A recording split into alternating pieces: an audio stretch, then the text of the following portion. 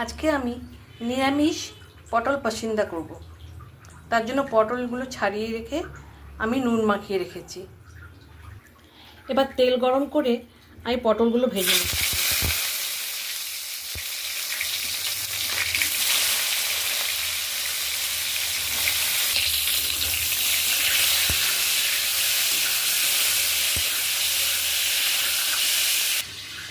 পটলটা ভাজা হতে হতে আমি কিছুটা আদা বাটা নিয়ে নিলাম, হলুদ গুঁড়ো, জিরে গুঁড়ো, লঙ্কার গুঁড়ো আর ধনের গুঁড়ো নিলাম। মশলাটা আমি একটু জল দিয়ে গুলিয়ে রেখে দিচ্ছি।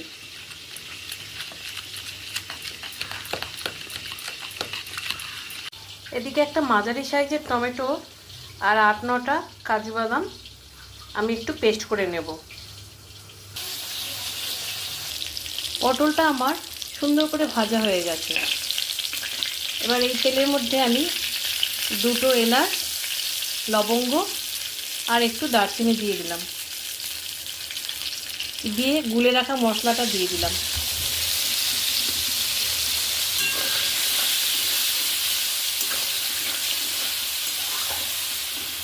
আমি এবার গ্যাসটা কমিয়ে দেব। এবার আমি স্বাদ অনুযায়ী নুন দিয়ে দেবো, কারণ পটলে আমি আগেও নুন দিয়েছি। এবার পটল পাসিন্দা যেহেতু একটু মিষ্টি মিষ্টি খায়, সেহেতু একটু চিনি দিয়ে দিলাম।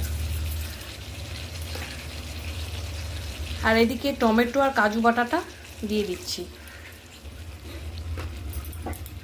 দিয়ে এবার ভালো মতো কষিয়ে নেব।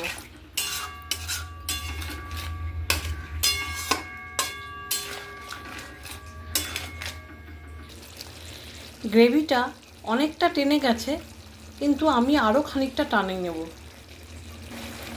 এবার আমি একটু কসুরি মেথি দিয়ে দেবো, এতে গন্ধ স্বাদ দুটোই খুব ভালো লাগে।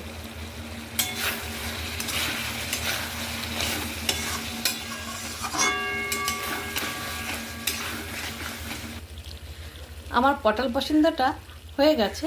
আমি 3টে কাঁচা লঙ্কা দিয়ে নামিয়ে নেব।